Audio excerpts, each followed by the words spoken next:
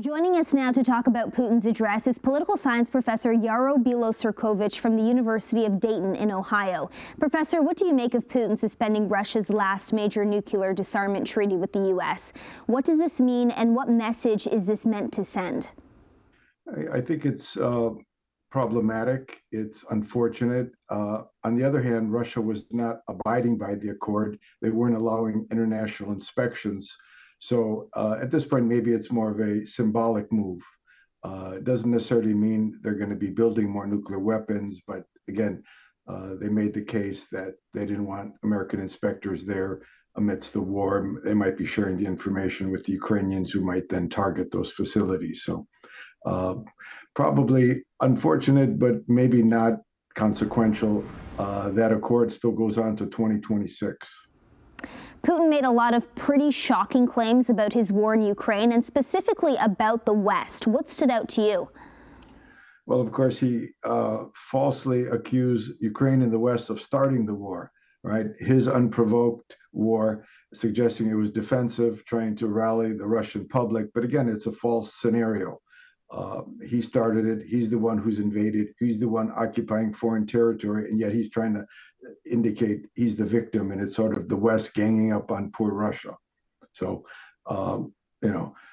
truth is lacking in that answer. It would be very embarrassing and humiliating to say Ukraine is beating Russia, which they are militarily in most cases.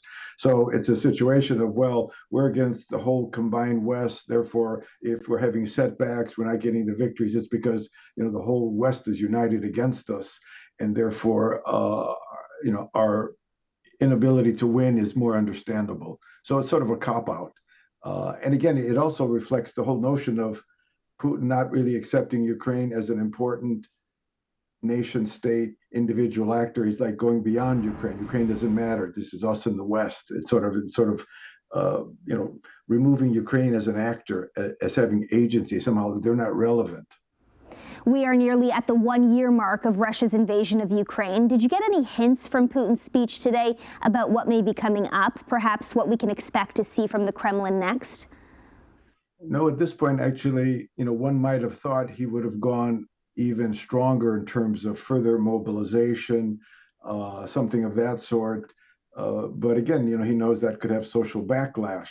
So in some sense, I think he's just trying to prepare the Russian public that it's going to be a long war, and sort of normalizing it for them, saying, oh, there'll be some social benefits and so on, but nothing path-breaking, again. And I think a key point was that there was no recent military victory that he could kind of rally around. They're trying to capture Bakhmut. They've been trying to capture it for months, and I'm sure they thought they would have it. They could kind of use that to sort of rally people, and they haven't been able to win Bakhmut. So Ukraine has been strong, defiant, resistant, and I'm sure that's deeply frustrating.